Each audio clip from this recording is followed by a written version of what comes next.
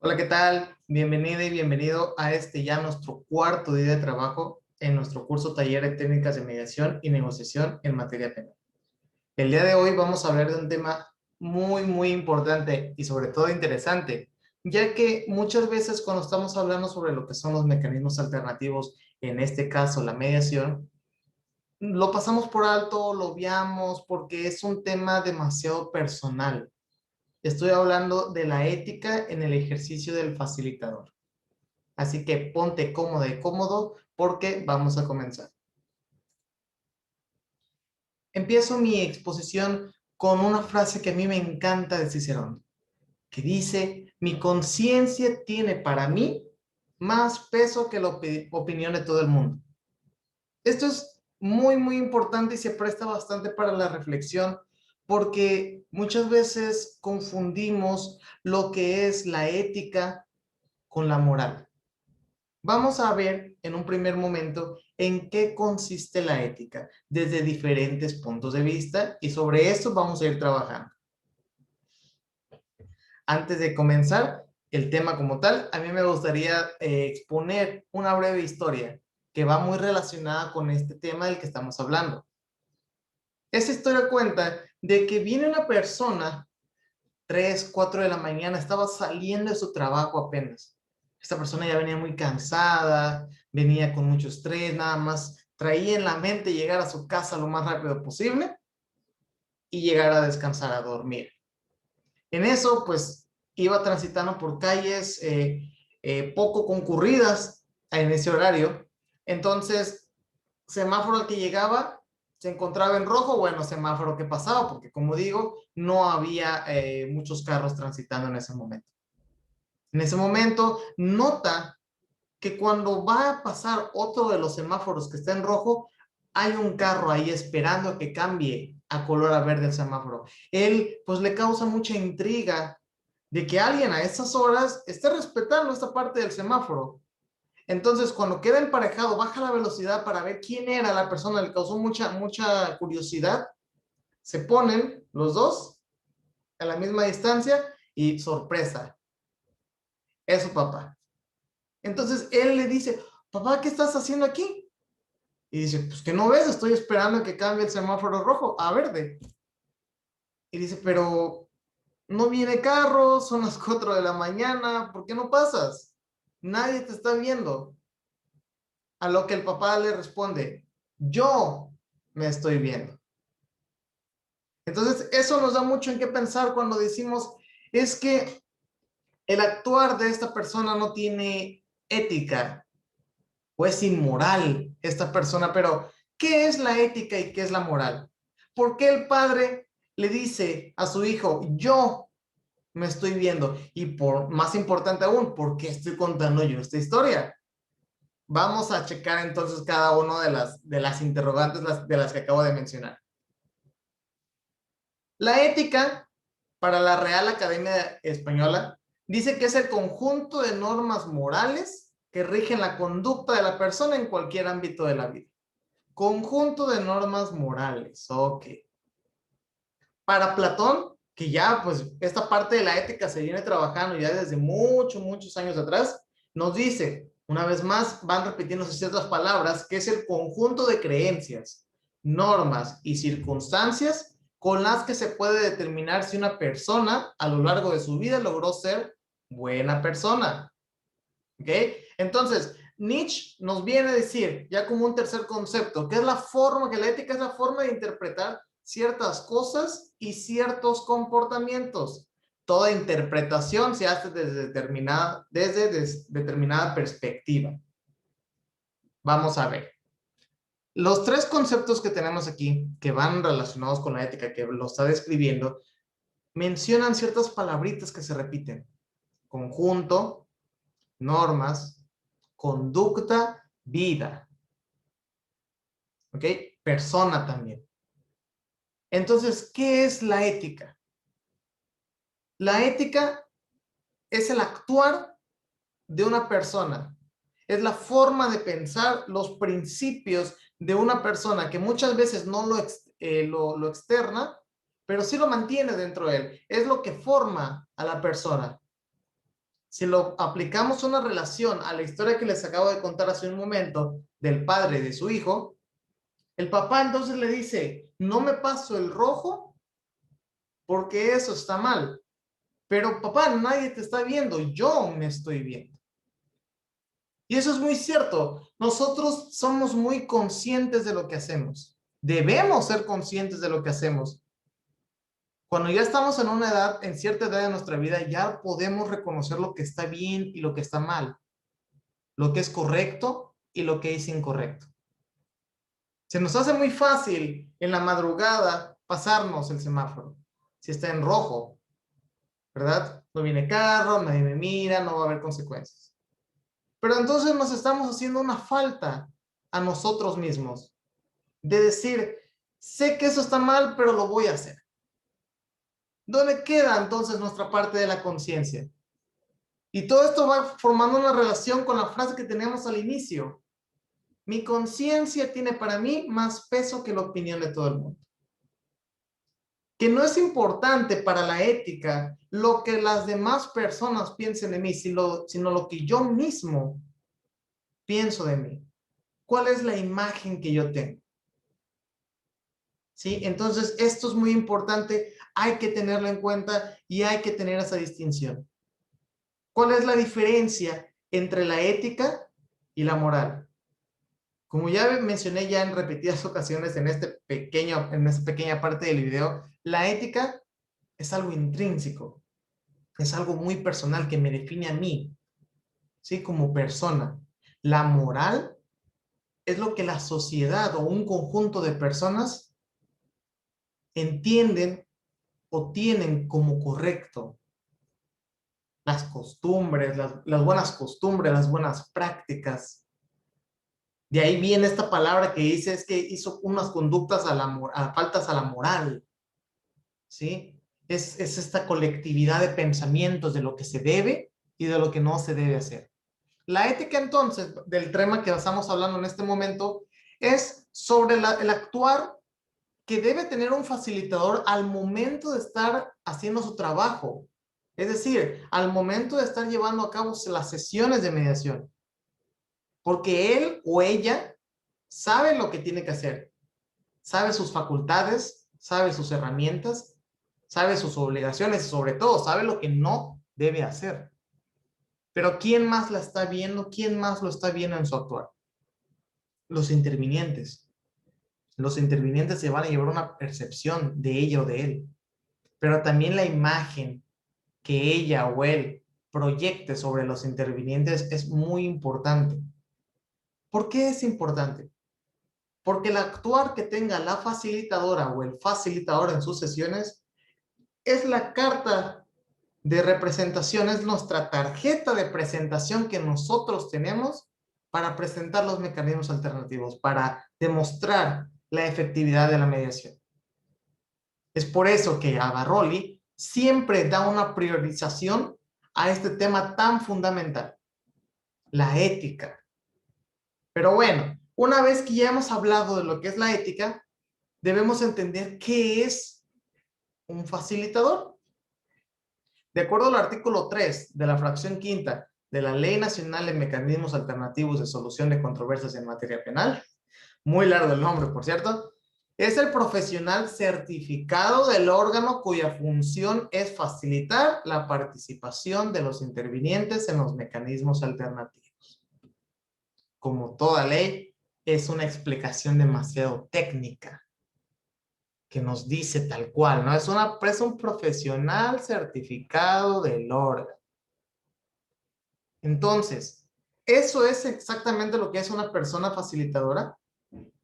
Sí y no. Creo que la definición del facilitador se queda muy corto en la ley nacional. Pues no ahonda en el tema y no le da una explicación que se merece a la facilitadora o al facilitador para poder entender qué es lo que realmente hace una persona facilitadora en sesiones de mediación.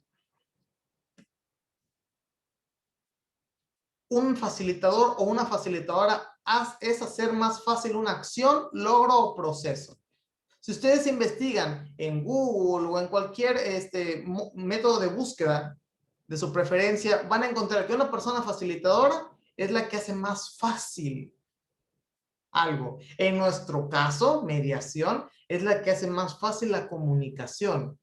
Muchas veces, varios facilitadores, varias facilitadoras, en el discurso de apertura, así es como presentan al el facilitador su rol. Dice, el facilitador, su servidor, es una persona que está aquí para fomentar el diálogo, para hacer ese puente de comunicación. Se dice fácil, pero es muy complejo.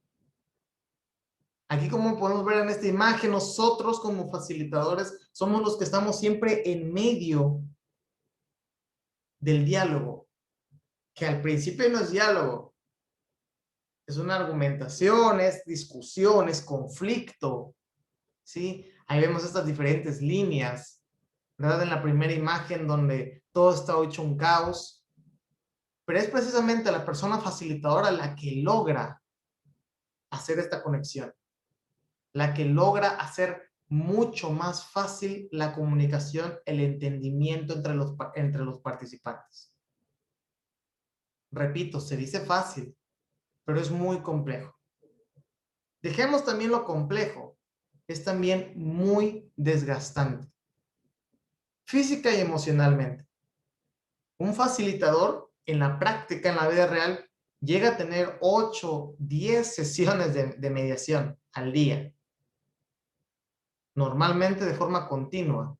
¿Se imaginan lo que es estar en medio de dos personas, de dos o más personas, en un conflicto donde haya demasiado desgaste emocional, muchas emociones que tratar, mucha empatía, mucha comunicación? Salir de una sesión de 1 hora, hora y media y entrar otra vez a otra y a otra y a otra. Así todo el día es demasiado desgastante para el facilitador. Entonces, vamos entendiendo a este punto cómo es el papel entonces del facilitador. Estamos en el día 4 del curso taller, entonces ya se nos hace una idea de cómo es entonces el trabajo de una persona facilitadora en las sesiones de mediación. Es muy complejo, que yo muchas veces lo veo así al facilitador, ¿no? De una persona que está en medio de dos personas que se están a punto de agarrar a golpes, que están así, nada más de agarrarse a golpes. Es un trabajo muy arduo, ¿sí? Entonces, cuando se está en un trabajo que muchas veces requiere demasiado estrés, perdón, requiere demasiada preparación y puede llegar a generar estrés, es ahí entonces donde puede empezar a darse este desgaste, esta falta de, podría ser hasta de falta de ética en ciertas acciones de las que vamos a hablar más adelante en esta presentación. Es para que vayamos entonces teniendo un concepto, viéndolo desde otra perspectiva al facilitador.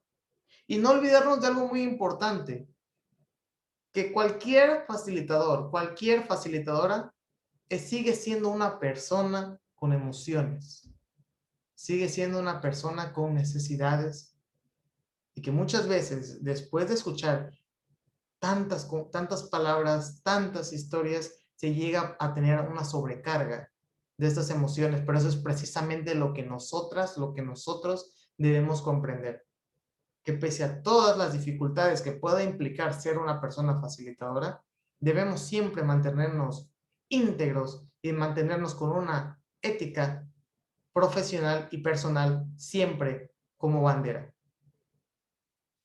¿Qué características llega a tener un facilitador? Aquí lo puedo englobar como con 6 imágenes, aunque pueden llegar a ser más, lógicamente. Son enunciativas, más no limitativas, como decimos los abogados. La primera, que evitamos entonces confrontación entre los intervinientes. Un trabajo que cuesta demasiado. Es cómo hacerle para que los intervinientes, en vez de que se vean uno contra otro, se vean como un equipo contra el problema. Esa es una de los objetivos del facilitador. ¿Cómo los vuelvo un equipo? Esa es una de la chamba del facilitador que tiene. ¿Cómo entonces hago que se vean como amigos? Si no se puede como amigos, entonces como conocidos, pero que estén atacando el problema y no entre ellos. Cuando estamos hablando de una sesión en la que involucra demasiadas emociones, demasiados sentimientos, demasiadas reacciones, llega a ser muy complejo, que lógicamente no se resuelven en una sesión. Entonces, el facilitador, eso es uno de los trabajos más importantes que tiene. También el de reconocer los intereses y necesidades que tienen los intervinientes. Es muy fácil reconocer las posiciones de los intervinientes, pero sus intereses y necesidades llega a ser un poco más complejo. Y me agrada mencionar que ese es el tema del que vamos a hablar el día de hoy en la plenaria que tenemos más tarde.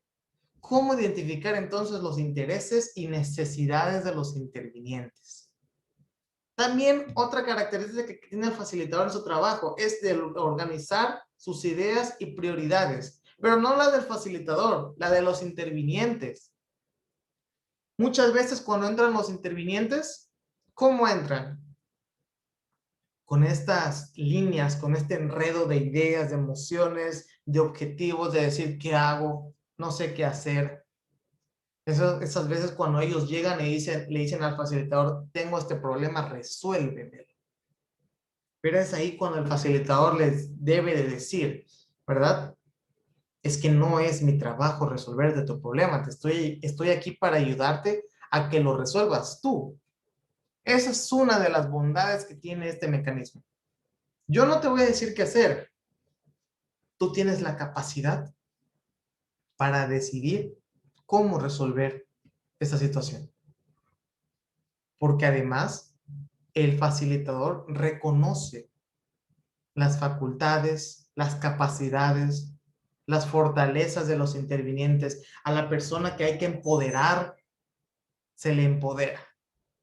Y a la persona a la que hay que disminuirle este exceso de sobreempoderamiento, se le aplica a un agente de la realidad, por ejemplo, ¿verdad? Pero entonces es importantísimo hablar de este tema de cómo entonces le hago ver sus prioridades, cómo entonces organizo sus ideas. La maestra Nancy Barragán dice algo que a mí me encanta mucho, que el facilitador habla a través de las preguntas. Esa es la principal herramienta que tiene un facilitador. Las preguntas, porque a través de mis preguntas yo invito a la reflexión. A través de mis preguntas yo hago que ellos hagan una exploración, que ellos me den información para yo hacer una exploración del problema, cómo te sentiste, qué pasó después, ¿verdad? Entonces, otro tema muy importante o característica del facilitador es que debe ser equitativo e imparcial. A veces llega a ser complejo, y este es uno de los temas principales en cuanto a la ética. ¿Cómo se es equitativo e imparcial en situaciones en las que se pueden llegar a involucrar mis sentimientos, mis formas de pensar, mis ideologías, mis creencias, etcétera? Cuando puede ser muy fácil, ¿verdad? Realizar juicios de valor, cuando puede ser fácil criticar. Pero entonces en eso se ve envuelta la persona facilitadora. ¿Cómo entonces puedo realizar mi trabajo de forma eficiente y con ética? Otra característica del facilitador es que ayuda a cada interviniente a reflexionar, como ya bien había mencionado, sobre lo que les conviene y lo que no les conviene. Lo que es bueno y lo que puede llegar a ser malo para los intervinientes. Eso es parte de mi trabajo también, porque estoy ahí para ayudarlos a todas y todos los que estén interviniendo en el proceso, para apoyarlos, porque esa es mi chamba, ese es mi trabajo como facilitador. Y ya por último, generar empatía entre los intervinientes. Otro tema muy complejo. Nosotros somos seres emocionales, todos los seres humanos son seres emocionales. Entonces, por esta emoción, por esta reacción negativa que podemos llegar a tener, nubla nuestro juicio, nos ciega, no nos deja ver con claridad. Y es ahí donde interviene el facilitador. Entonces, me surge la pregunta, ya que vimos, ya que hablamos de lo que es la ética y de lo que es un facilitador, todo lo que engloba la ética, que es algo intrínseco, que es algo personal, que son nuestro conjunto de principios, lo que me define como persona, y lo que es un facilitador, todo lo que hace, que no es únicamente lo poco que nos explica la ley, sino es más complejo. Es una persona que tiene demasiada chamba que hacer en una sesión de mediación. Es ahí donde me surge la interrogante.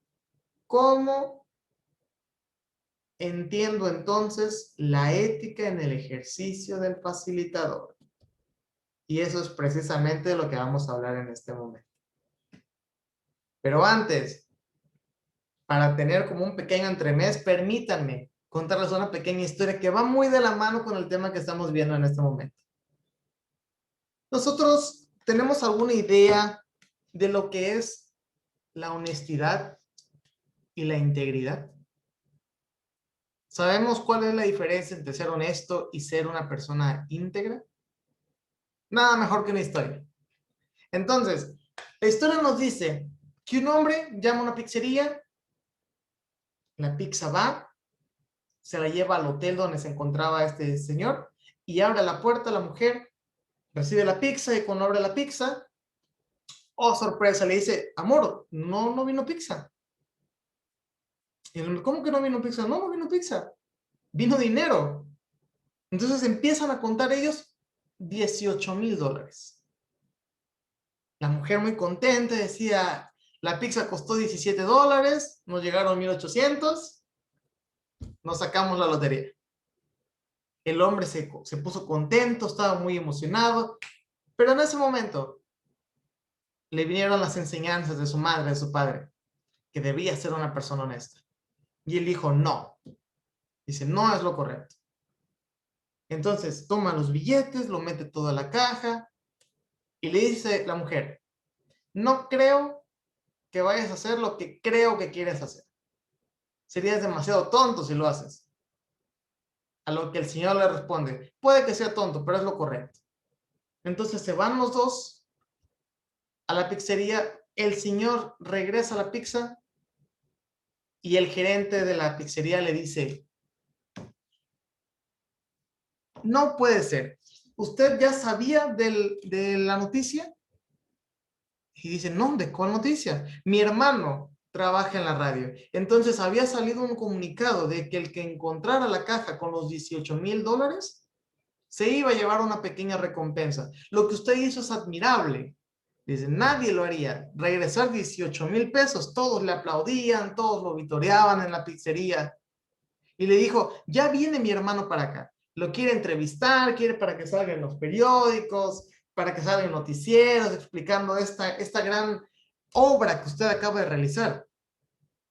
A lo que él le dijo, no, yo no tengo cabeza para eso, nada más denme mi pizza y yo me retiro. Y el gerente estaba muy insistente, decirle, no, pero lo que usted hizo fue muy honrado, fue usted muy honesto, déjeme por favor, si no se puede quedar a la entrevista, mínimo déjeme sus datos, y yo me encargo de hacerlo famoso y de que todos sepan la calidad de persona que usted es.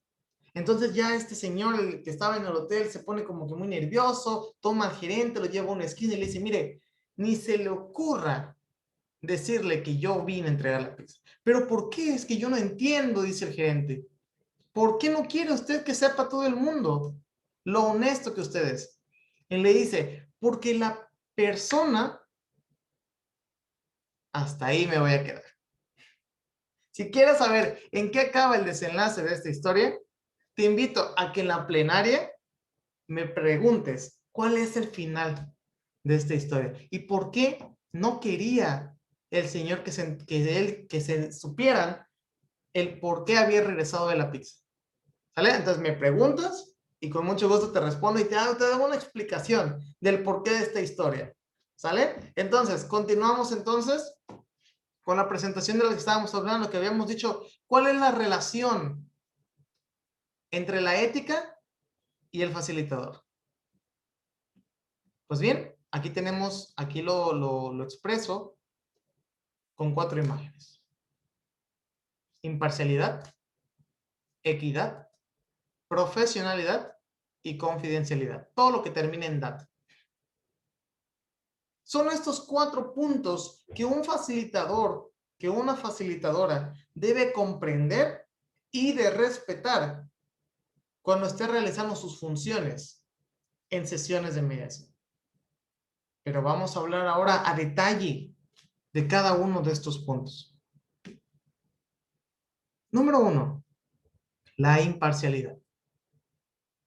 Consiste en no dar favoritismo ni tratar mejor o peor a ninguno de los intervinientes en mi proceso de mediación. ¿Cómo puedo ser imparcial? No revictimizo. Nos es muy fácil, repito, culpar a las personas de las cosas que le pasan. Revictimizar, acordémonos que es echarle la culpa a la víctima de lo que le haya pasado. Eso te pasa por haberte ido de fiesta. Eso te pasa por haber tomado unas copas de más. Eso te pasa por haber salido así vestido, así vestida. Ahí ya no estamos siendo imparciales. Porque ya estamos juzgando, estamos atacando a la víctima. Y si yo hago esta revictimización, yo que soy el facilitador, yo que debo inspirar confianza en sesiones de mediación, que soy el puente de comunicación, que debo generar empatía y respeto entre los mediados, entre los intervinientes, y empiezo a hacer una revictimización, entonces ya no estoy siendo ético con mi papel de facilitador. Tratemos entonces siempre de no buscar culpables, de no echarle la culpa a nadie. Es muy, muy importante siempre recordar que en mediación no estamos para juzgar a nadie ni para buscar culpables. Lo único que se busca en una sesión de mediación es la solución al conflicto, únicamente. Entonces, no a la revictimización. Número 2, no juzgamos, no realizamos juicios de valor, que es lo que mencionaba anteriormente, ¿no? Cuando estamos escuchando la narración.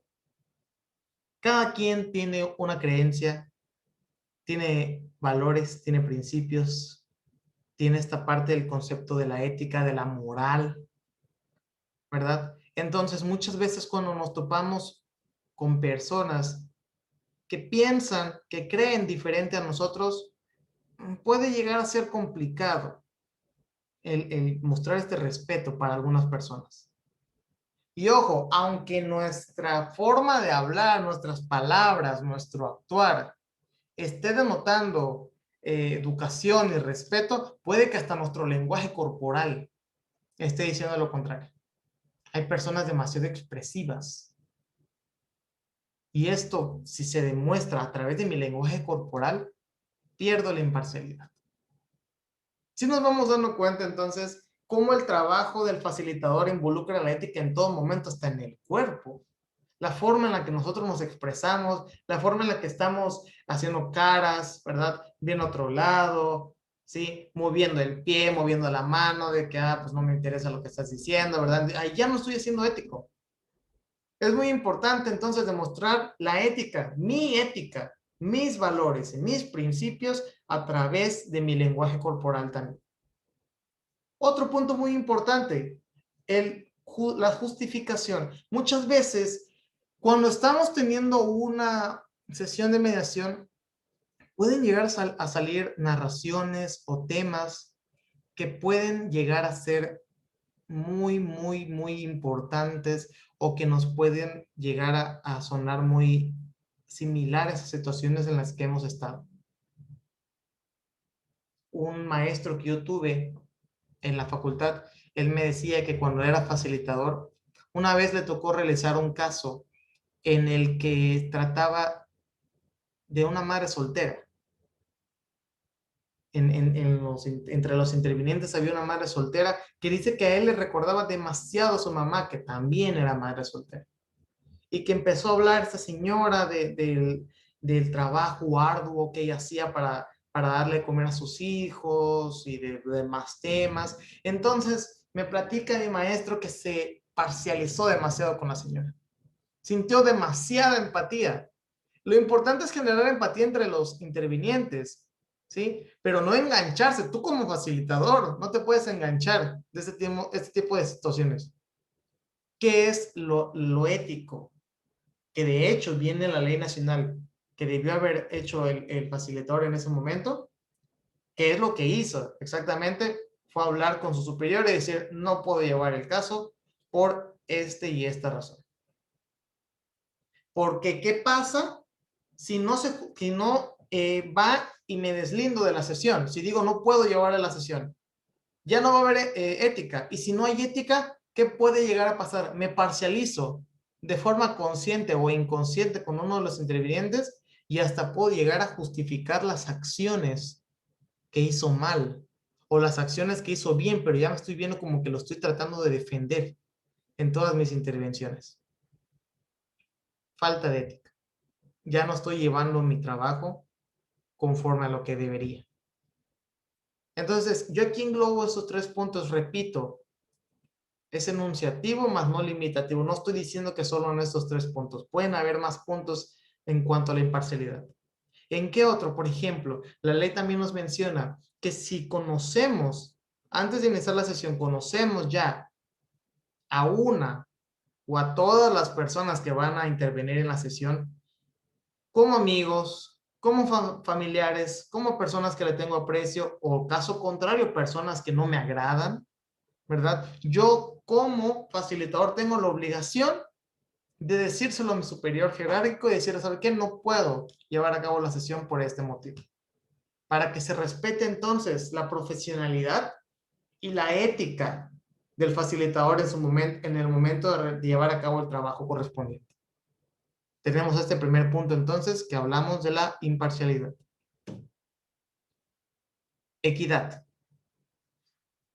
Muchas veces se confunde o incluso se vuelve hasta sinónimo, ¿verdad? La imparcialidad con la equidad, pero tienen sus características propias.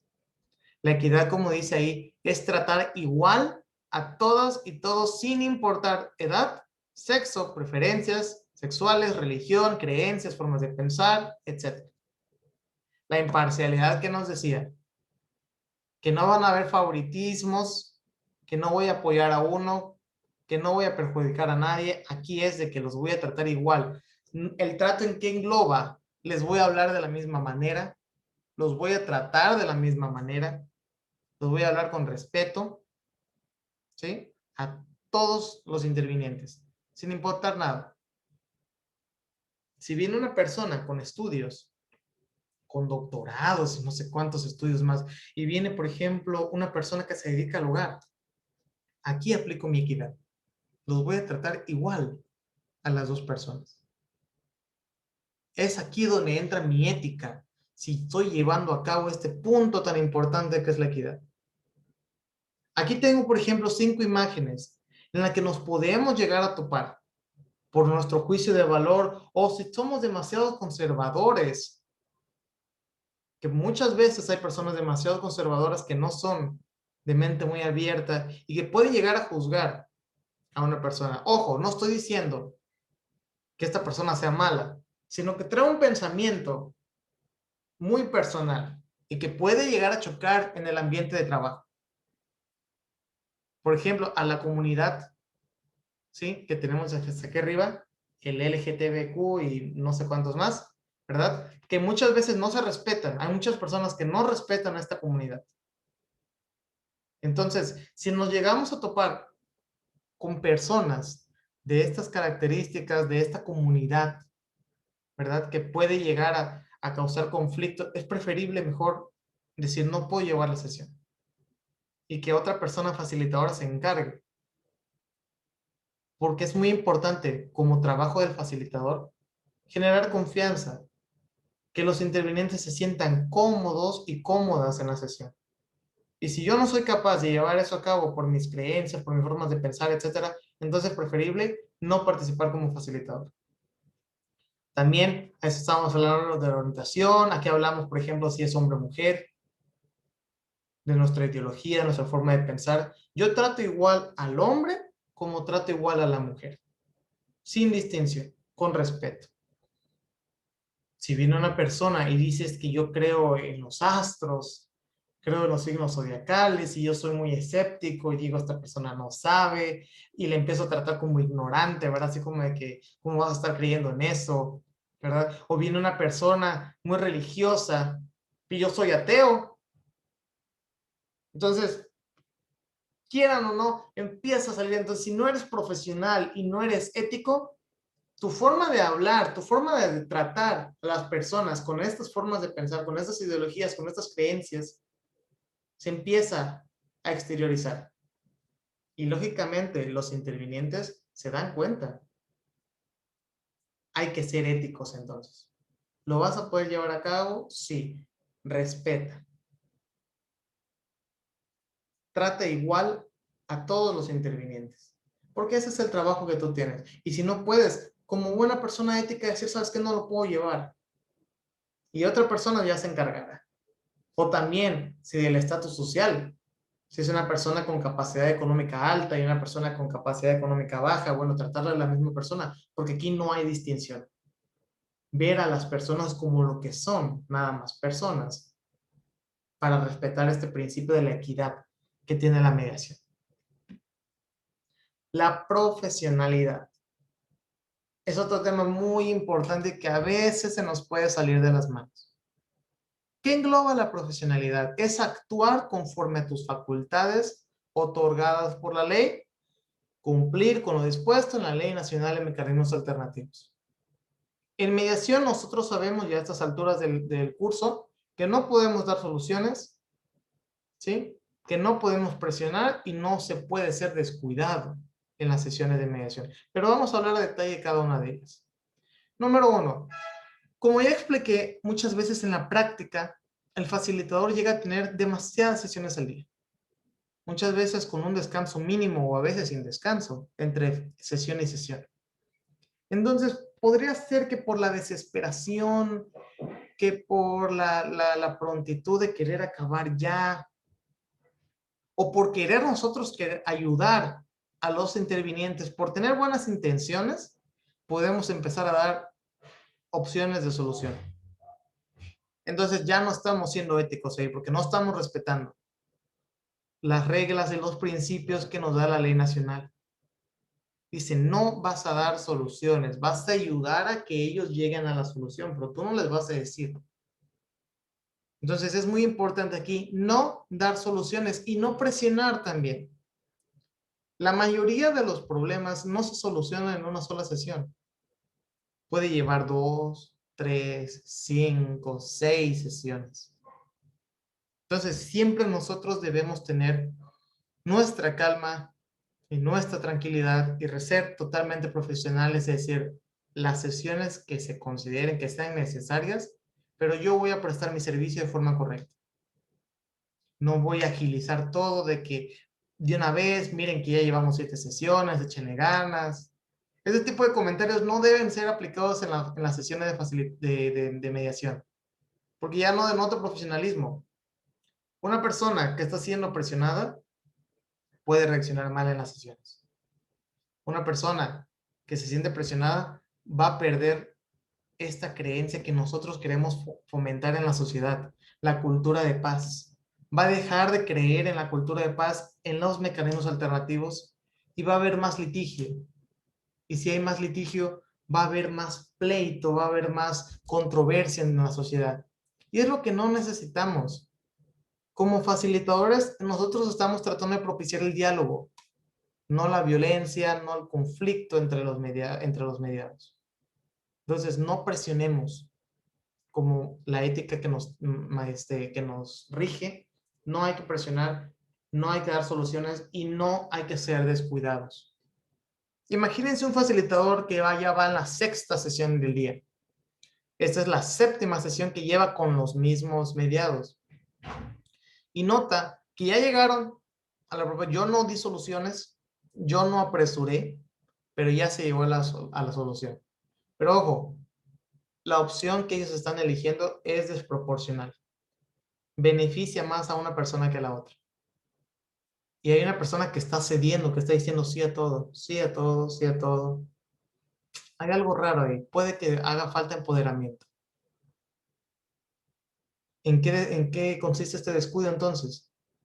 Que no por querer acabar y decir, bueno, pues no di soluciones, no presioné, ya llegaron a un acuerdo, pues ya, pum, se hace el convenio entonces y que firmen de una vez. No hay que dejar pasar por alto estos focos rojos que me está diciendo que solo está cediendo a todo, que es desproporcional y aún así aceptó. Algo está haciendo falta. Debo aplicar entonces lo que debe contener exactamente un convenio que beneficie a todos los intervinientes, que no sea desproporcional y que ponga fin al conflicto, pero de forma correcta, donde todos salgan beneficiados. Esas son las ventajas de la mediación, ¿no? Entonces, si soy descuidado y no soy profesional y no pongo en práctica lo que debo poner en práctica, es ahí donde pierdo totalmente la funcionalidad del facilitador. Y la imagen de los mecanismos alternativos se ve deteriorada o afectada por mi forma de actuar en la sesión. Por último, la confidencialidad. No se debe hablar en lo absoluto sobre lo que pasó en las sesiones, con nadie, sin excepción. Tenemos una excepción, ahorita lo vamos a hablar, pero seguramente ya lo conocen. La confidencialidad, su nombre lo indica. No se puede divulgar nada de lo que se diga o pase en las sesiones. Hay una excepción a la regla, ¿verdad? Que si el facilitador se entera de la existencia de un delito distinto del que se esté hablando, ¿verdad? Que se haya consumado, se va a consumir y que ponga en riesgo la vida o la integridad de una persona, el facilitador debe suspender la sesión y dar parte a las autoridades competentes. Salvo esa excepción, el facilitador no puede decir ni comentar nada, no platicar del caso, ni con sus colegas, ni con parte administrativa del centro de justicia, ni con familiares, ni con amigos. Debe ser totalmente confidencial, debe ser secreto.